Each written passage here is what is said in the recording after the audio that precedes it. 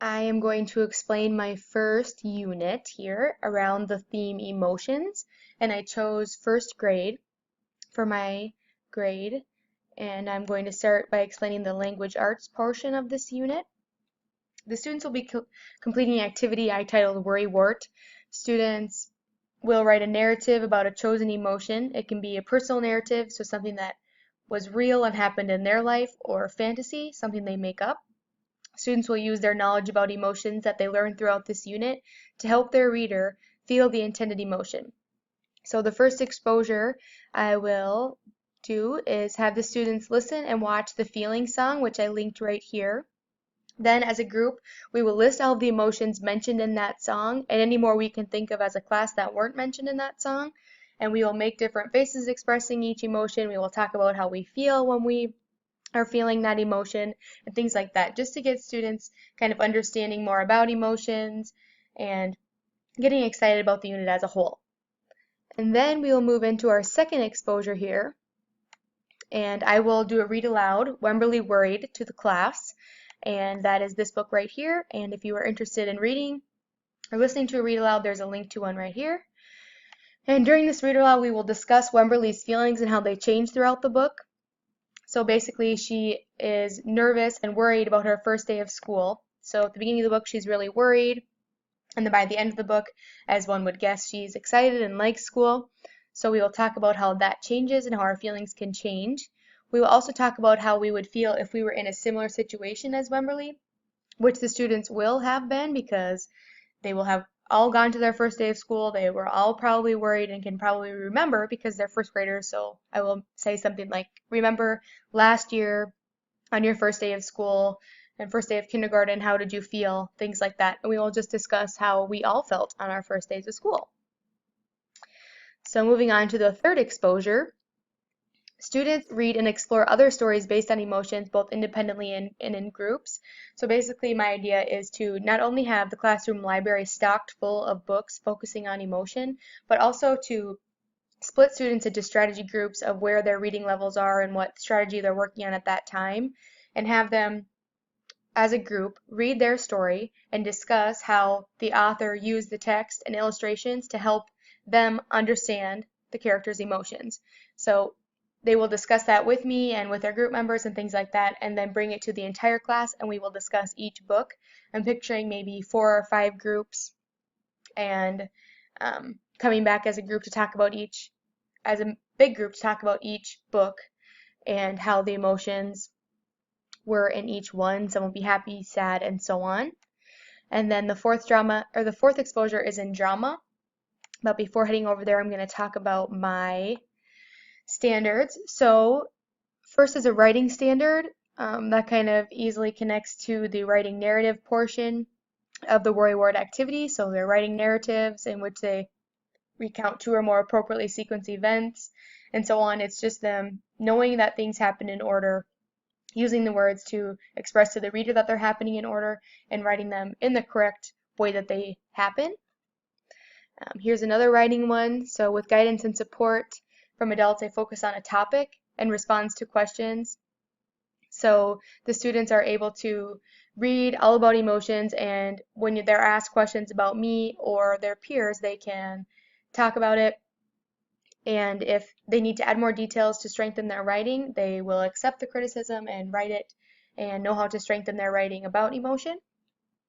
And then we have a literature, so they demonstrate command of conventions of standard English capitalization, writing, punctuation, things like that. So that's just making sure the writing of the narrative is correct.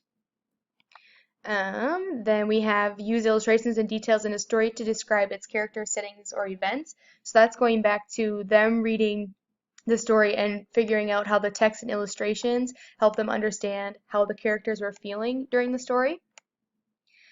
And we have one down here. So they are identifying words and phrases in stories or poems that suggest feelings or appeal to the senses.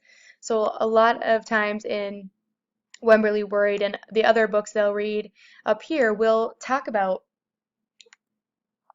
each emotion, and will use vocabulary that will help the reader understand what emotion they're feeling without explicitly saying sad or happy, things like that. They'll talk in a different way. They'll use different vocabulary, and we will talk about that during our read aloud, as well as when I'm talking to them when they're working on their worrywart projects.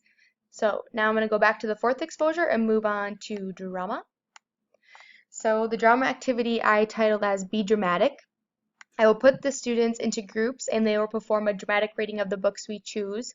So I kind of picture the students being in the same groups as the groups they were in for the individual groups of reading in the third exposure over here when they're reading the books on emotions. So in similar groups, they'll perform a dramatic reading of the books they read there or their own if they choose to do so and they're finished. I don't really picture them being finished, but if they are. The performances will be recorded and then shown for parents, other classes, and things like that, just to kind of show off our hard work.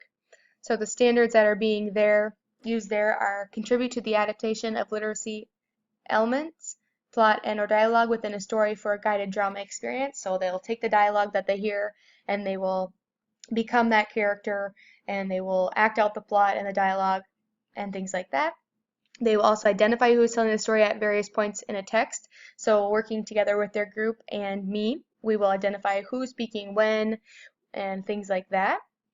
And over here, they'll read with sufficient accuracy and fluency to support comprehension. So that goes along with them reading the first time through, and when they are doing the dramatic reading, they will need to understand what's going on and they will have to be accurate when reading the story just to ensure that their audience also understands. Okay, so now I'm going to move on to the art. I titled this activity Color Me Happy. After I explain color psychology to the students will illustrate their stories using color to express feeling. They have an opportunity to use iPad applications, Google Slides, color pencils, paint, or any combination of art mediums. I kind of like the idea of them combining different mediums and seeing how they want to play with that. So the standards with that is categorize artwork based on a theme or concept for an exhibit. So our exhibit would be based on emotion, and each student would either choose a color and explain to me why that exhibits a certain emotion for them, or they would choose an emotion and try to use color to express an emotion, or express that emotion. So basically, they're just using color and emotions together to express feeling. They can use iPad applications. I've seen some coloring things on there that I think are kind of fun. Google Slides, which is also fun. Colored pencils, paint, or anything like that. Another standard explores safe uses of materials, tools, and procedures to create works of art. So just kind of using anything that they decide to use in here and doing it safely and creating their work. Here's another standard that connects both to art and literature. It's a writing one, so it's yellow because I think it really connects to literature. With guidance and support from adults, use a variety of digital tools to produce and publish writing, including in collaboration with their peers. So that would be in the art section. If they do decide to use that iPad application or Google Slides, they would be really using that digital tool to produce and publish their writing. If not, I could see us typing up our narratives, typing up our explanations of our color psychology project, just to allow the audience that we're talking to really understand what we're saying. Now on to music. I titled this activity Time to Dance. The students will learn choreography to a flashlight dance and perform it with the rest of the class. I will teach them and lead them through the steps to If You're Happy and You Know It. So the song is based on an emotion, and the activities or the choreography I would choose to do in that would be definitely portraying the emotion happy, so a lot of movement. I might focus on using more yellow than any other color. I might stick away from using blues and explain how that doesn't always portray happiness, especially in connection with our color psychology unit. So basically we would learn the choreography and perform it with each other. And standards that we use are with minimal guidance, demonstrate and identify expressive qualities such as dynamics, temp, style, and articulation that reflects performers' expressive intent.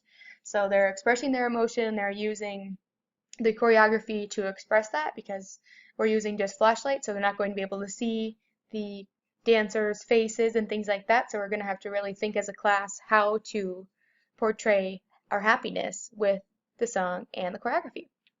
They will also explore movement inspired by a variety of stimuli, so music, sound, text, objects, images, symbols, observed dance experiences, and propose additional sources for movement ideas. So that's where I would kind of ask them if they had any ideas on how to make sure that everyone knew we were happy in this song, we weren't sad, and things like that.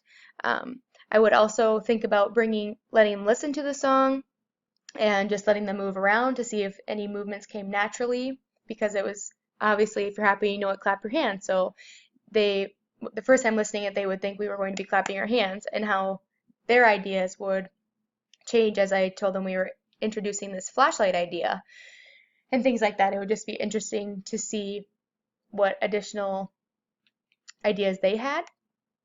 And I connected the flashlight to science and the activity of Light of My Heart.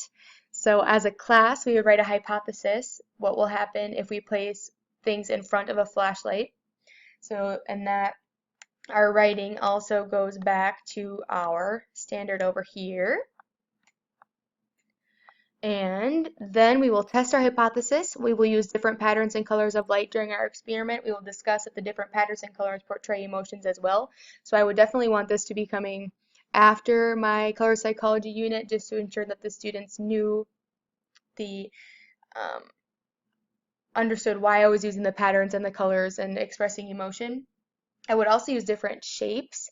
So sort of like the psychology trick when you have an ink blot on a paper, what do you see, what emotion do you feel? I would do a similar thing. Start out with easier shapes like a smiley face, things like that, and just see what their thoughts were on how the different images made them feel, and if the colors behind it changed the way they felt about that shade. So the standard that fits with that is plan and carry out an investigation to determine the effect of placing objects made with different materials in the path of a beam of light. So that's basically what we're doing. We're going to be shining flashlights at a wall or ceiling and placing different things in front of it. And we'll write a hypothesis that maybe they think nothing will happen, maybe they think it will cause a shadow. Kind of depends. We'll see what happens as we write our hypothesis, but that's basically the science portion. So the math section, I titled the activity, How Are You Feeling? The class will collect data about how they are feeling each day. We will create a graph and analyze the data that they could collect information from another class to compare as well, which I see more as something that we would do, so we could do it at the same time as our other units and not have to be maybe swayed by what we think we should be feeling or things like that. If we did it with another class, maybe the kindergarten class or another first grade section, it would be better data. So this is something we could do in that we could just have different emotions, and they could just write their name, and we could collect the data each day for a certain amount of time, maybe a week, maybe a month, whatever we're kind of feeling for that.